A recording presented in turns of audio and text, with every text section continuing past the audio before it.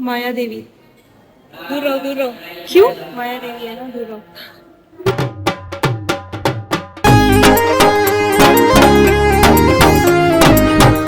तो अगली बार तो सच में यहाँ अगर दर्शन करने हैं तो वीआईपी ही करूंगी। राधे लाधे बाबू काती काती कलेगा तुमको। मन चल रे। ये ही है वो वृक्ष जो श्री जगन्नाथ महाप्रभु की दातुन था, और उसके बाद यहाँ पे चैतन्य महाप्रभु ने प्लांट किया और ये वृक्ष बन गया। तब से लेके आज तक ये वृक्ष यहीं पर है। अब जाएंगे हम यहाँ से, ऑटो करेंगे टोटा गोपीनाथ गंभीरा, जो भी पहले पड़े वहां जाएंगे। तब तक आप है ना गंभीरा चैतन्य महाप्रभु कौन थे वो वाली लीला सुने, ठीक है? और गंभीरा क्या है उसके बारे में मैं आपको बताती हूँ। कहा जाता है कि गोलोक में एक दिन श्री कृष्ण राधा रानी के साथ बैठे थे, लेकिन उस दिन कृष्ण के मन में कुछ बहुत गहरा चल रहा था। उन्होंने श्री जी से कहा, राधे, तुमने मेरे लिए जितना प्रेम किया है, जितना विरह सहा है, मैं उसे कभी पूरी तरह समझ ही नहीं पाया। मैं जानना चाहता हूँ कि तुम मेरे लिए इतना प्रेम कैसे कर पाती हो। जब मैं तुमसे दूर होता हूँ तो तुम्हारे हृदय में क्या होता है, और मेरे प्रेम को प्राप्त करके तुम्हें जो आनंद मिलता है वो आनंद कैसा है। श्री जी ने कहा, लेकिन आप ही कैसे समझेंगे? आप जिसको बुलाए वो आपके सामने प्रकट हो जाते हैं, लेकिन प्रेम में जो विरह होता है ना, वो तो तब समझ आएगा जब आप खुद किसी के लिए तड़पेंगे। और यही बात कृष्ण के मन में बैठ गई। उन्हें 3 बातें जाननी थी। पहली, राधा रानी के हृदय में मेरे लिए इतना गहरा प्रेम आखिर है कितना। दूसरी, राधा रानी मेरी सुंदरता और मेरे माधुर्य को जिस दृष्टि से देखती है, मैं स्वयं को उस दृष्टि से कैसे अनुभव करूं। और तीसरा, मेरे प्रेम को प्राप्त करके राधा रानी को जो आनंद मिलता है वह आनंद कैसा है। कृष्ण के भीतर ये 3 इच्छाएं इतनी प्रबल हुई कि उन्होंने निश्चय किया, मुझे स्वयं राधा के भाव में आना होगा।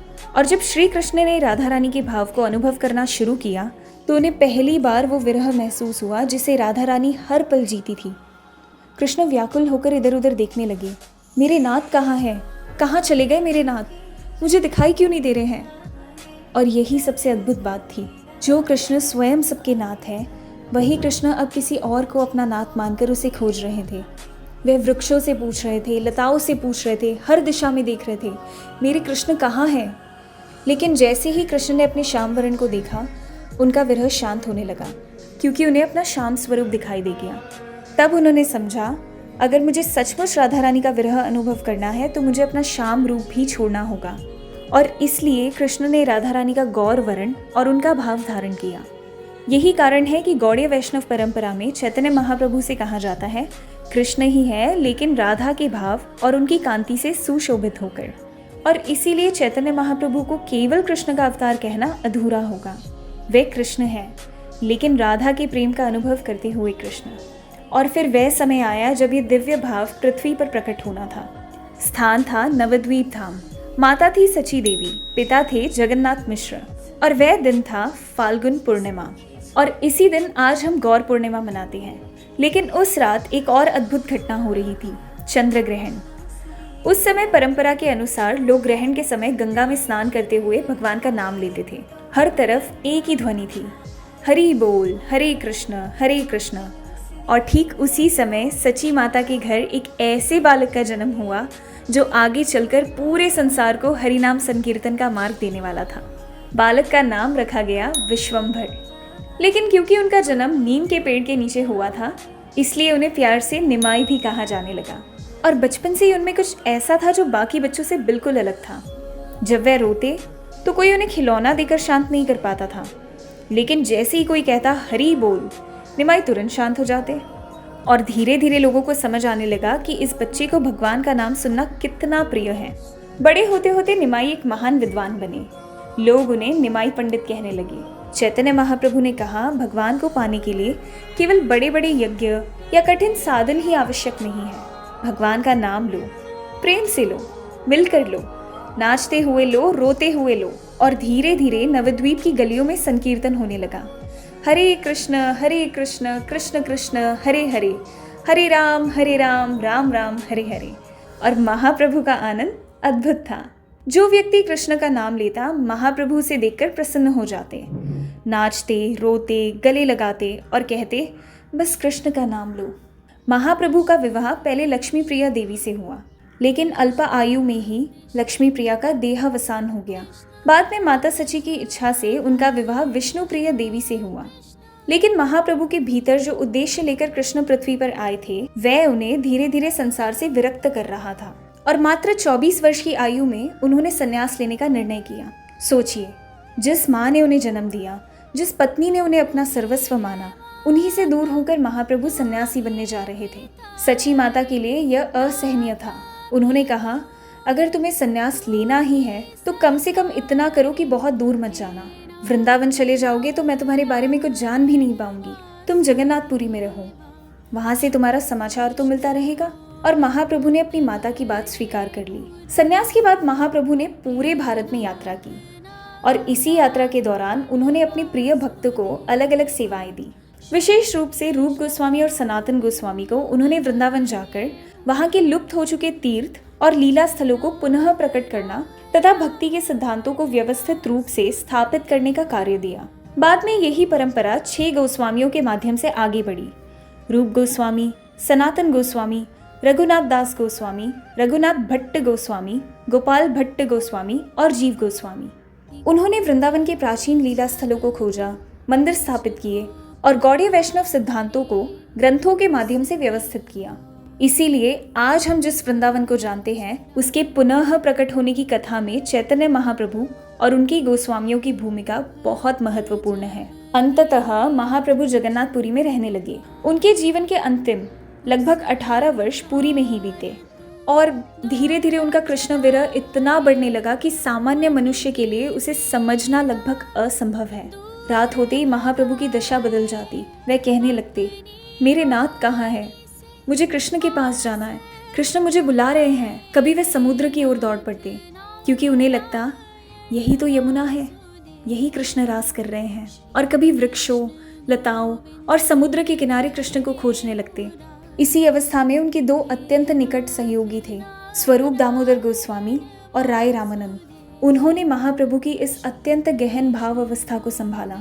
महाप्रभु जिस स्थान पर रहते थे वही प्रसिद्ध हुआ गंभीरा, एक छोटी सी कक्ष, इतनी छोटी कि महाप्रभु का शरीर ही मुश्किल से उसमें समाता था। और रात में जब बाकी संसार सो जाता था, महाप्रभु के भीतर कृष्ण विरह का समुद्र उमड़ता था। महाप्रभु कई बार इतने गहरे कृष्ण विरह में चले जाते कि उन्हें भोजन की भी सुध नहीं रहती। तब राय रामानंद उन्हें किसी तरह समझाते, महाप्रभु अगर आप प्रसाद नहीं लेंगे तो कृष्ण आपको कैसे मिलेंगे? पहले प्रसाद लीजिए, कृष्ण को प्रसन्न कीजिए, फिर कृष्ण आपके पास आएंगे। और कृष्ण पास आएंगे ऐसा सुनते ही महाप्रभु नाचने लगते खुशी से। कहते, मैं अभी प्रसाद पाऊंगा, मेरे कृष्ण आएंगे, मुझे जल्दी प्रसाद ला कर दो। और महाप्रभु थोड़ा सा प्रसाद स्वीकार करते, क्योंकि उनके लिए खाना भी अब अपनी भूख मिटाना नहीं था। हर चीज कृष्ण से जुड़ चुकी थी। महाप्रभु के अंदर कृष्ण विरह इतना बढ़ चुका था कि दिन तो जैसे तैसे निकल जाता था, लेकिन जैसे ही रात होती उनका विरह असहनीय हो जाता। जगन्नाथपुरी में एक परंपरा है कि भगवान जगन्नाथ को रात्रि में श्रृंगार किया जाता है और मंदिर के कपट बंद कर दिए जाते हैं। भक्त परंपरा में इसे भगवान की रासलीला से भी जोड़ा जाता है और कहा जाता है कि उसी समय चैतन्य महाप्रभु की अवस्था और भी विचित्र हो जाती थी। वह कहते, मेरे कृष्ण मुझे बुला रहे हैं, मुझे उनकी बांसुरी की ध्वनि सुनाई दे रही है, वो मुझे रास में बुला रहे हैं, मुझे उनके पास जाना है। और सोचिए, जिस कृष्ण को पाने के लिए हम मंदिरों में जाकर प्रार्थना करते हैं, महाप्रभु के लिए वही कृष्ण इतने साक्षात थे कि उन्हें सचमुच लगता था कि कृष्ण उन्हें बुला रहे हैं। एक रात महाप्रभु की विरह अवस्था इतनी तीव्र हो गई कि वह गंभीरा की दीवारों से अपना सर टकराने लगे। उनके सेवक घबरा गए। उन्होंने कहा, महाप्रभु आप अपने शरीर को इतना कष्ट क्यों दे रहे हैं? लेकिन महाप्रभु जैसे इस संसार में थे ही नहीं। उन्होंने कहा, तुम लोग नहीं समझते, मेरे ठाकुर जी मुझे बुला रहे हैं, मुझे उनकी बांसुरी की ध्वनि सुनाई दे रही है, वो मुझे पुकार रहे हैं, मुझसे कह रहे हैं, सखी जल्दी आ जा, मुझे उनके पास जाना है। और यही तो राधा रानी का हृदय है। कृष्ण सामने नहीं है, लेकिन उनका प्रेम इतना साक्षात है कि उनकी बांसुरी की ध्वनि भीतर सुनाई देती है। कृष्ण दिखाई नहीं दे रहे, लेकिन ऐसा लगता है जैसे वह सामने से पुकार रहे हैं। अब उनके सेवक भी परेशान रहते थे कि महाप्रभु रात में कहीं बाहर ना निकल जाए, इसीलिए कभी कभी उन्हें प्रेम से समझाते, महाप्रभु आप सो जाइए, जब आप सोएंगे तब कृष्ण आपसे मिलने आएंगे। कृष्ण का नाम सुनते ही महाप्रभु शांत हो जाते थे। किसी तरह उन्हें सुलाया जाता और एक रात सबको लगा कि महाप्रभु सो गए। सेवक भी थोड़ी देर के लिए आंखें बंद कर लेते थे, लेकिन जैसे ही सबकी आंखें लगी महाप्रभु वहां नहीं थे। गंभीरा बंद, दरवाजे बंद, बाहर से सब कुछ सुरक्षित था, फिर भी महाप्रभु निकल चुके थे। महाप्रभु सीधे श्री मंदिर की ओर दौड़ पड़े। उनके सेवकों को जब पता चला तो वे भी उनके पीछे भागे। आमतौर पर महाप्रभु मंदिर में प्रवेश करने से पहले गरुड़ स्तंभ के पास खड़े होकर भगवान जगन्नाथ के दर्शन करते थे, लेकिन उस दिन विरह में इतने व्याकुल थे कि उन्होंने न परिक्रमा की, न रुके, न किसी चीज़ की प्रतीक्षा की। वे सीधे भगवान जगन्नाथ की ओर दौड़ पड़े और फिर कपट बंद हो गए। बाहर खड़े सेवक घबरा गए। एक प्रसिद्ध भक्त परंपरा के अनुसार उस समय अंदर मौजूद एक पुजारी ने देखा कि महाप्रभु सीधे भगवान जगन्नाथ की ओर दौड़े और फिर जगन्नाथ जी ने जैसे अपनी भुजाएं फैलाकर महाप्रभु को अपने अंदर समेट लिया। महाप्रभु जगन्नाथ जी में विलीन हो गए। जब कपट खुले तो बाहर खड़े भक्तों और सेवकों को महाप्रभु दिखाई नहीं दिए और उस पुजारी ने कहा, मैंने अपनी आंखों से देखा, महाप्रभु जगन्नाथ जी में विलीन हो गए। भक्त परंपरा में ये लीला इसलिए भी इतनी भावपूर्ण मानी जाती है क्योंकि शुरुआत में कृष्ण ने राधा के प्रेम को अनुभव करने के लिए राधा का भाव धारण किया था और अंत में वही राधा भाव में कृष्ण अपने ही जगन्नाथ स्वरूप में समा गए। सोचिए हम दिन रात क्या सोचते हैं, क्या खाना चाहिए, क्या पहनना चाहिए, क्या करना चाहिए, वो क्या नहीं करना चाहिए, कौन सा नियम सही है, कौन सी साधना सही है, कौन सा मंत्र, कौन सा व्रत, इन सब का अपना महत्व है। लेकिन हम एक चीज़ भूल जाते हैं और वो है प्रेम, कृष्ण के लिए प्रेम। क्योंकि अगर हृदय में कृष्ण के लिए प्रेम नहीं है तो हमारी सारी साधना आखिर किसके लिए है? हम राधा रानी से क्या मांगे? धन, सुख, सुविधा या फिर बस इतना? श्री जी, हमारे हृदय में भी अपने कृष्ण के लिए प्रेम की एक छोटी सी बूंद डाल दीजिए, क्योंकि राधा रानी के हृदय में कृष्ण के लिए जो प्रेम है ना, उसका एक छोटा सा कण भी अगर हमारे हृदय में आ जाए तो शायद हमारी पूरी ज़िंदगी बदल जाए। हम कृष्ण को सिर्फ भगवान की तरह नहीं देखेंगे, हम उन्हें अपना मानने लगेंगे। और शायद यही चैतन्य महाप्रभु हमें सिखाने आए थे कि कृष्ण को सिर्फ जानना नहीं है, कृष्ण से प्रेम करना है। कृष्ण के नाम को सिर्फ बोलना नहीं है, कृष्ण के नाम को अपना हृदय देना है। और इसलिए अगर आज महाप्रभु की पूरी लीला से मुझे कुछ एक बात सीखनी हो तो मैं बस यही कहूँगी, हे राधा रानी, आपके हृदय में कृष्ण के लिए जितना प्रेम है उसका एक बहुत छोटा सा अंश ही सही कृपया करके हमारे हृदय में भी दे दीजिए, क्योंकि कृष्ण को पाने का सबसे बड़ा रास्ता शायद ज्ञान नहीं, प्रेम है।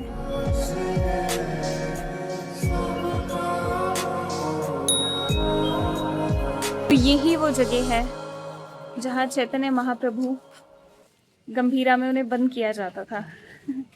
और यहाँ फोटोज़ वीडियोज़ लेना अलाउड नहीं है, पर आई होप लीला जो है वो आपको सुन के अच्छा लगा और हम यहाँ आके वो चीज़ों को फील करते हैं कि किस तरीके से मात्र 500 साल पहले चैतन्य महाप्रभु यहाँ थे।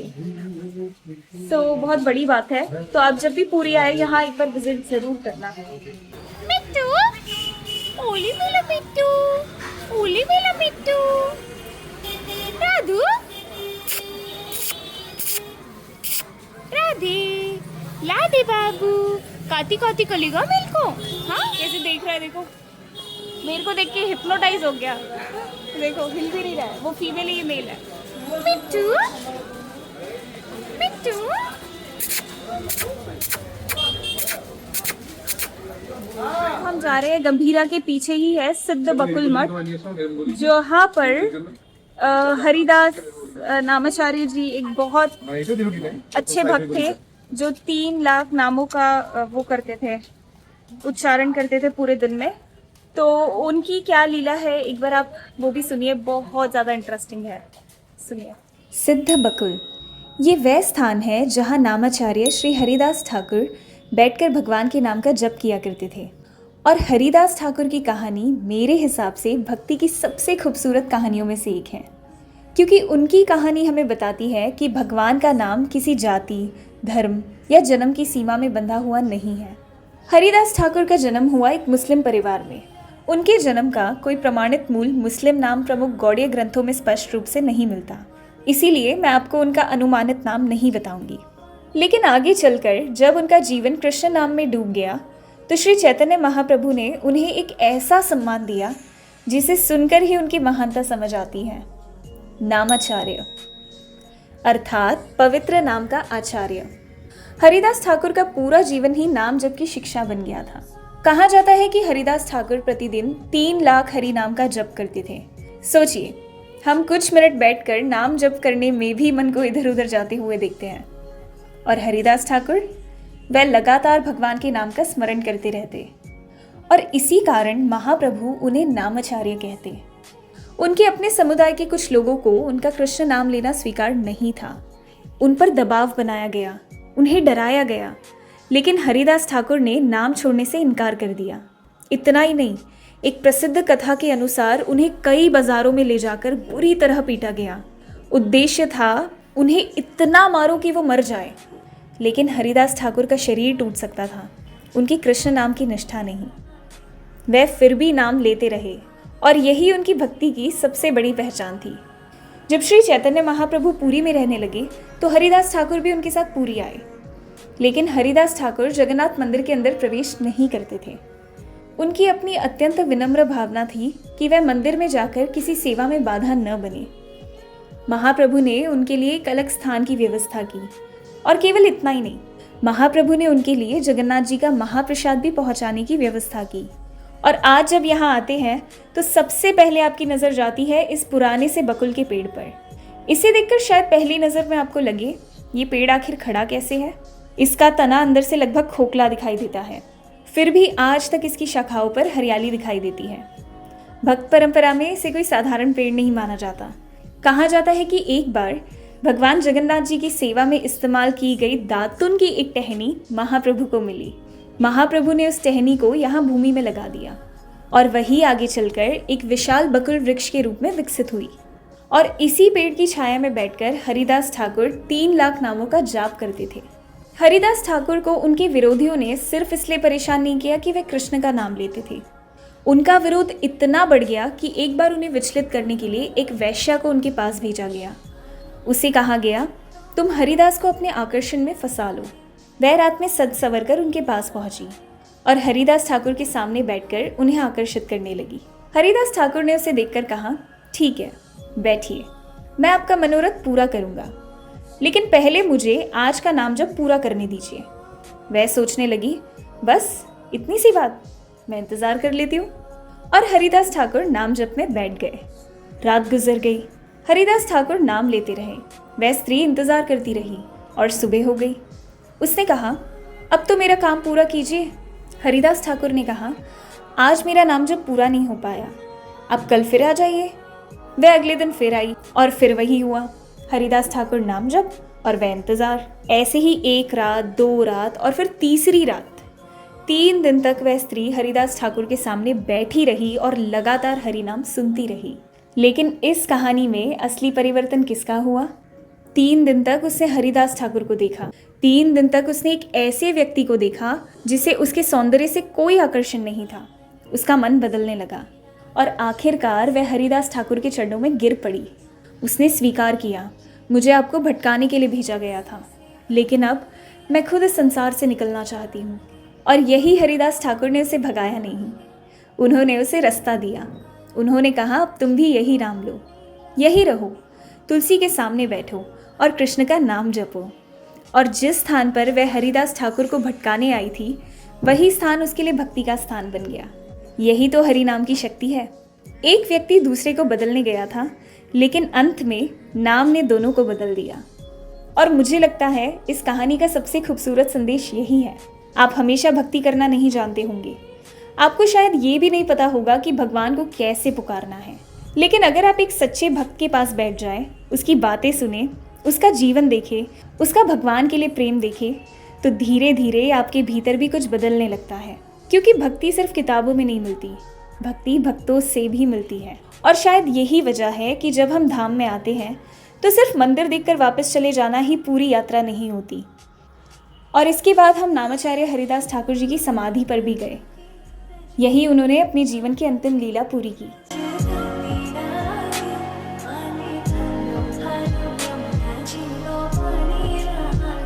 माया देवी, दूर रहो दूर रहो। क्यों? माया देवी है ना, दूर रहो। माया की देवी। मुझे ना यहाँ जो हुआ था ना दर्द, लाइक धक्का पड़ा था, इसकी वजह से बहुत पेन हो रहा है। ऐसा लग रहा है जैसे बोन में कुछ हुआ होगा। तो आज पूरा दिन मेरा मूड वैसे है, ना हाथ उठ रहा है ना कुछ हो रहा है। अब हम करेंगे थोड़ी सी शॉपिंग। एक्चुअली मेरी एक फ्रेंड है, उसको जब मैं पंढरपुर में थी ना, जिस दिन मैंने मेन दर्शन किए भगवान के पंडरीनाथ के, उस दिन उसकी फ्रेंड का एक मुझे कॉल आया कि उसको बेबी हुआ है, बेबी बॉय हुआ है। तो मैंने फिर तब से लेके अभी तक मेरा जाना हो नहीं पाया, मिलना हो नहीं पाया। तो जब उसने मेरी जगन्नाथपुरी की स्टोरी देखी तो उसने मुझे सामने से कहा कि तू जगन्नाथपुरी में। मैंने कहा हाँ। कहती मेरी बेबी के लिए प्लीज कुछ लेके आएगी। तो मैंने कहा अरे यार प्लीज, रिक्वेस्ट क्यों करना पड़ा उससे। तो मैं बस उसके लिए कुछ देख रही हूँ अभी। नहीं, उसके लिए पेस्ट्री नहीं देख रही। ये तो मेरे लिए है। मुझे मॉन्जनीस की पेस्ट्री बहुत पसंद है। Say I don't want that. What if I do?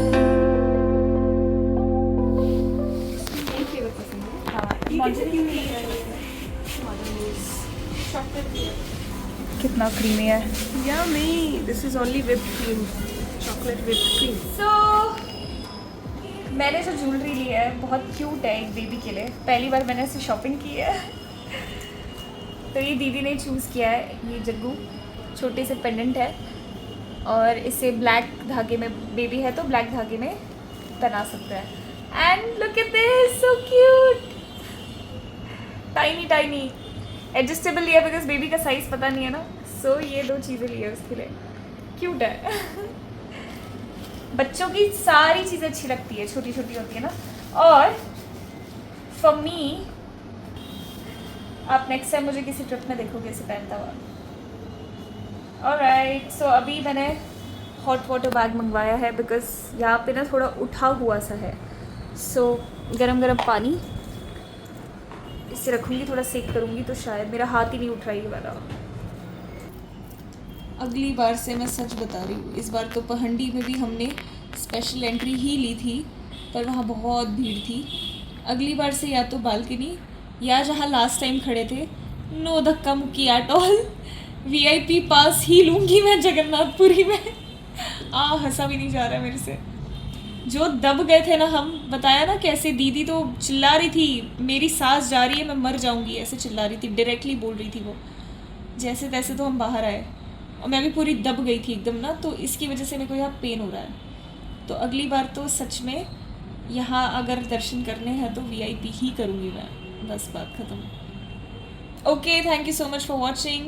I hope आज का चैतन्य महाप्रभु का जो भी प्रसंग था, लीला हमने सुना, वो सब आपको अच्छा लगा। मिलते हैं अगले व्लॉग में। अगले व्लॉग में गुंडीचा के दर्शन करने जाएंगे, बट अंदर सेलफोन्स ले जाना अलाउड नहीं है, तो आई डोंट थिंक सो कि मैं रूम से ही फ़ोन वहाँ ले जाऊँगी। और कल दिन की तो फिर रिटर्न फ्लाइट है, तो वापस back to Mumbai. So thank you so much for watching. If कल का दिन इंटरेस्टिंग होगा तो मैं शूट करूँगी, अदरवाइज जय जगन्नाथ। आई होप आप सभी ने ये पूरे सीरीज़ को एंजॉय किया, और मैं ऐसे बाय कर रही हूँ इसके लिए सॉरी। बाय, जय श्री कृष्ण, गुड नाइट,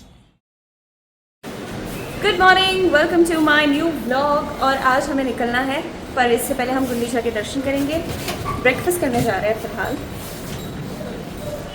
और फिर यहाँ से टाटा बाय बाय हो जाएगी पूरी धाम की।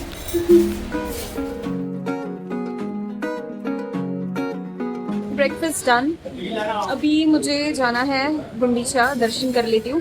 कहा जाता है गुंडीचा में भगवान के दर्शन करने का बहुत ज़्यादा महत्व है, क्योंकि ऐसा होता है कि भगवान यहाँ पे वृंदावन के भाव में जाते हैं। लाइक ऐसे माना जाता है कि श्री मंदिर से जब भगवान निकलते हैं तो इतने खुशी से और नाचते हुए इसलिए निकलते हैं क्योंकि वो वृंदावन जा रहे हैं। गुंडीचा जाना मतलब वृंदावन के भाव होता है, तो मैंने कहा ये दर्शन तो करने ही है। और इसके अलावा कल रात को भगवान जब रथ से लेके उनकी पहंडी हुई है जो गुंडीचा मंदिर में, इतने ज़्यादा खुश थे, डांस भी कर रहे थे, ताहिया भी पहना था और खूब एंजॉय कर रहे थे। तो हमने लाइव देखा, जीजू गए थे वहाँ पे, बट हमने मतलब बैठ के फ़ोन पे ही देख लिया था। 11:30 बज रहे हैं, 12:30 बजे मेरी कैब आने वाली है एयरपोर्ट के लिए और तब तक दर्शन करके जाना है। पर बैरिकेड्स लगे हैं, ऑटो जा नहीं रही अंदर। भगवान कुछ करो, दर्शन करने हैं।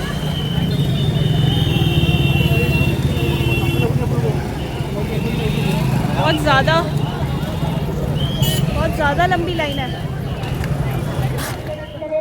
जिस जगह भगवान नहीं है वो चीज़ की वैल्यू नहीं होती है। फिर कल तक ये रथ के पीछे सब दौड़ रहे थे, आज भगवान नहीं है तो उसको कोई पूछ भी नहीं रहा। वैसे इंसान भी बिना भगवान के साथ के अधूरा है।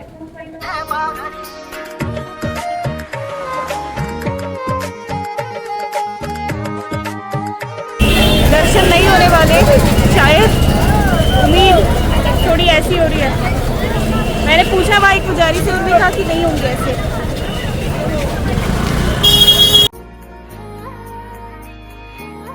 थोड़ी उदासी है कि क्यों नहीं, पर ठीक है।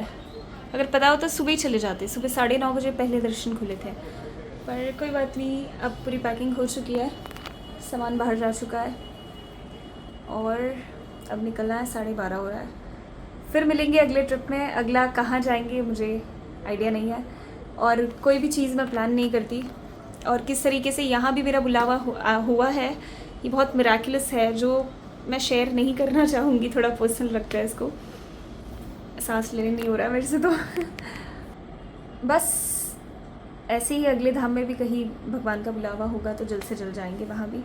लेकिन यहाँ का जो स्टे था ये बेस्ट था, बहुत बहुत अच्छा लगा। एक सारे दर्शन किए। आई होप आपके भी बहुत सारे दर्शन और आपको जो चीज़ों के बारे में नहीं पता है वो भी पता चल गई हो। और मैं सिर्फ एक माध्यम हूँ आप तक धाम के दर्शन और भाव जो होता है वो थोड़ा सा शेयर करती हूँ ताकि आप भी वो चीज़ों को फील कर पाओ। जो लीलाएं होती है वो मैं इसलिए शेयर करती हूँ ताकि आपके भी मन में वो चीज़ ना, मतलब एक होता है कि मैं जो चीज़ फील कर रही हूँ, फेथ बढ़ जाता है उस चीज़ से। तो आप खुद समझेंगे कि लीला क्या होती है। आज कल जैसे ही भगवान गुंडीचा में अंदर विराजमान हुए, आज यहाँ पे एकदम धूप खिल गई है तेज़। तो ऐसे होता है, बहुत मिराकुलस है। और यही नहीं, हर धाम में आप कहीं भी धामों में जाओ ऐसी ही चीज़ें होती है। सो दीदी लोग कल आएंगे, मिलते हैं फिर कल मिलते हैं Yes. मुंबई में। बाय। राधे राधे, जय Shri Krishna. Thank you so much for watching. जय जगन्नाथ। बाय। Come back.